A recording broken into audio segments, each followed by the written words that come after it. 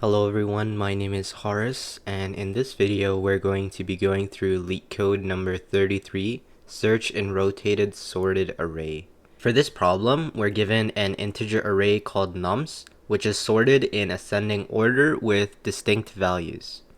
Prior to being passed to your function, nums is possibly rotated at an unknown pivot index k, where k is between 1 and the length of nums, such that the resulting array is rotated. For example, this array might be rotated at pivot index 3 to become this array.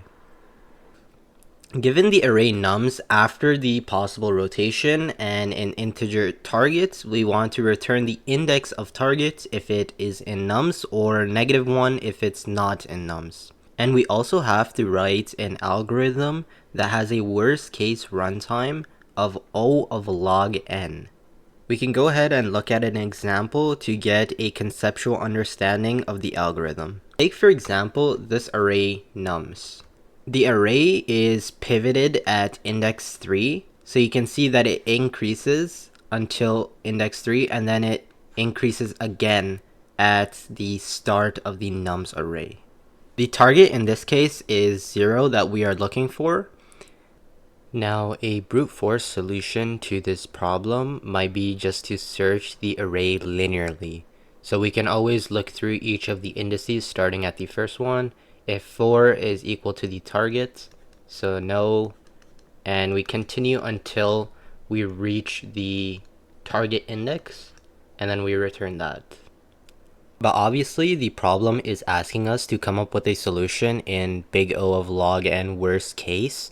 So whenever you see a problem that has a worst case log n where you're supposed to search an array, you can always think of binary search. Now we already know that binary search has a worst case of O of log n, since we're dividing the array into two halves and throwing one of them away. So how can we perform binary search on this array? Now we can go ahead and divide the array into two parts. One can be called the left partition, and one can be called the right partition. So the left partition contains all the elements such that it reaches the pivot index. And then the right partition is just anything after the pivot index all the way until the end. So we can go ahead and actually start with binary search on this algorithm, and I'll show you guys the cases once we reach them. So we can initialize our left pointer and our right pointers at the start and end of the nums array. So we can say that the 0th index is the left pointer and the 6th index in this case is the right pointer. Then with binary search, we can just find the midpoint. And to do that, we just add up the left and the right pointers because they reference the indices, and just divide by 2. And this is obviously integer division since we're dealing with indices. So we can say that the left plus the right, so 0 plus 6 divided by 2, is going to be 3.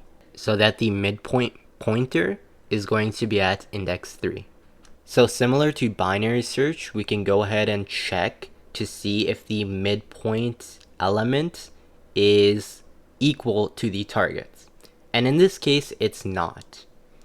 Then we have to continue binary search. But since we're dealing with two different cases, we have to be careful with how we're actually searching from here on out. We realize that the mid pointer is in the left partition. And since there are two cases, either left or right, the middle pointer is always going to be within one of the partitions. So how do we actually know that this is in the left partition? Well, how do we know that the middle pointer is in the left partition? Well, the element at the middle pointer is 7, and the element at the left pointer is 4. And since the middle pointer is greater than or equal to the left pointer, we know that it's in the left partition. And this is always true since it's increasing from the start of the array until some point. And that point is exactly the pivot index. If this condition failed, then we would know that it is in the right partition. So we can say that 7 is greater than or equal to 4. So this implies that middle is greater than or equal to the left value. And if this is true, we know that we're in the left partition. And if it's not, then we know that we're in the right partition. Okay, now that we know that the middle pointer is in the left partition, we also have to check if the target is between the two pointers, because it is possible that the target value is not in the same partition as the middle pointer. So in this case, we have to check if the target element is between the element at the left pointer and between the elements at the mid pointer. Now, if it is, that means we have the value that we're searching for in this portion. So that means we can take the right pointer and make it one less than the middle pointer.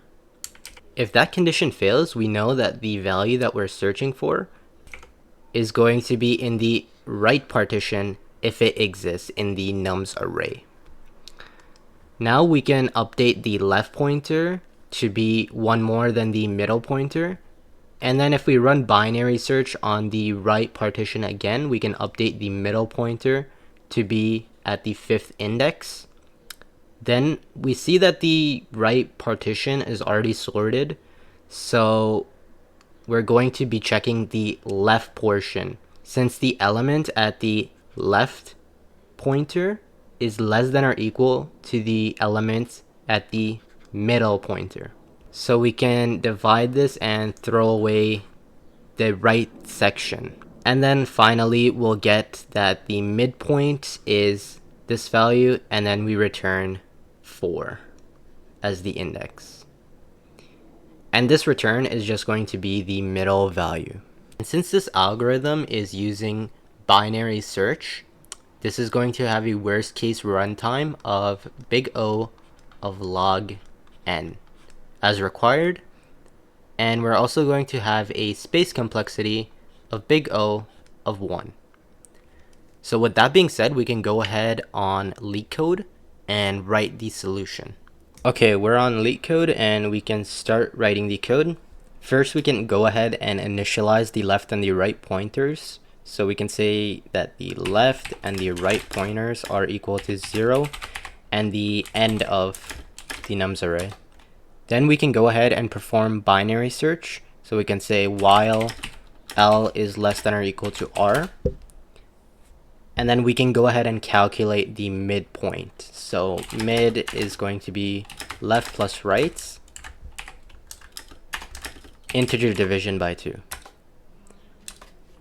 Then we can check if the middle pointer element is equal to the target. That means we found the element. So if nums of mid, if it equals targets, we're done. So we can just return mid. Otherwise, we have to go look at the two cases. So first we'll deal with the left partition. So we'll say elif nums of L if it's less than nums of mid. Then we want to make two checks to see if it's between the left and the mid. So if nums of L is less than targets, which is less than nums of mid, then we want to make the right pointer mid minus 1. So R is equal to mid minus 1. Otherwise, we want to update the left pointer, so mid plus 1.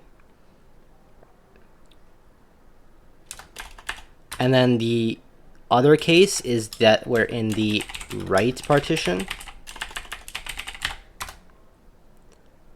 So we'll say else. So we can check to see if the target is between the middle element and the right element. So if nums mid is less than or equal to target, which is less than or equal to nums of R, if this is the case, we're going to update the left pointer. So L is mid plus 1. same as before, and then we'll say else, and we want to update the right pointer. And if this while loop exits and we have not returned the value, that means it does not even exist in the nums array. So then we can just return -1. And this should be the entirety of the code, so we can go ahead and submit it. And it's accepted. So this is the solution. So hopefully this video helped you and you learned something, and I'll see you soon.